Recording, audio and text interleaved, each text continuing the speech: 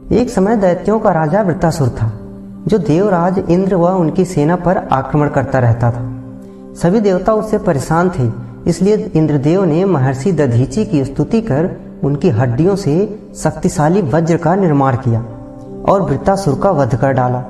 वृत्तासुर का वध होते ही दैत्य सेना में हाहाकार मच गया।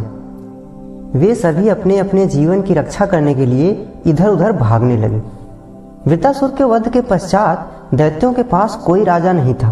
जब सभी धरती पर अपना जीवन बचाने के लिए छुपने लगे, लेकिन देवता उनको ढूंढ ढूंढ कर मार रहे थे, इसलिए सभी दैत्यों ने समुद्र के नीचे छुपने का सोचा ताकि देवता उन्हें ढूंढ न सके।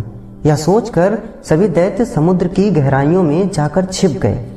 दैत्यों के समुद्र में छिपे होने के कारण देवताओं को उन्हें ढूंढने में बहुत समस्या आ रही थी, क्योंकि समुद्र अति विशाल होने के साथ साथ बहुत गहरा भी था।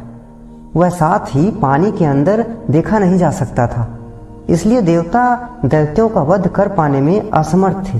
साथ ही दैत्य रात्रि में समुद्र से बाहर निकलकर ऋषि मुनियों और लोगों पर आक्रमण कर उन्हें खा जाते थे, जिस कारण देवताओं की शक्ति कम होती जा रही थी। दैत्यों के छल से परेशान होकर सभी देवता भगवान विष्णु के पास गए, उनसे सहायता मांगी। भगवान विष्णु ने कहा कि दैत्यों को तभी मारा जा सकता है जब समुद्र का जल सूख जाए। इसके लिए उन्होंने उपाय सुझाया कि पृथ्वी पर ही अगस्त्य मुनि नामक एक महान तपस्वी रहते हैं, जो अपनी शक्ति से समुद्र के जल को पीकर उसे सुखा सकते हैं। भगवान विष्णु से आदेश पाकर सभी देवता अगस्त्य मुनि से मिलने पहुंचे। जब ऋषि अगस्त्य ने देवताओं की समस्या सुनी, तब वे उनकी सहायता करने को तैयार हो गए। वे सभी देवताओं के साथ समुद्र के तट पर गए। वह अपने हाथ से जल लेकर पीने लगे। देखते ही देखते सारे समुद्र का जल समाप्त हो गया और दैत्य उसमें साफ दिखने लगे। दैत्यों के बाहर आते ही सभी देवताओं ने उन पर भीषण आक्रमण कर दिया। वह सभी का वध कर दिया। कुछ दैत्य डर कर वहां से भागकर पुनः पाताल लोक में चले गए। इस प्रकार अगस्त्य मुनि ने समुद्र का जल पीकर देवताओं और ऋषियों की सहायता की। जब देवताओं ने राक्षसों का वध करने के पश्चात अगस्त्य मुनि से समुद्र का जल वापस लौटाने को बोला, तो उन्होंने इसमें असमर्थता दिखाई।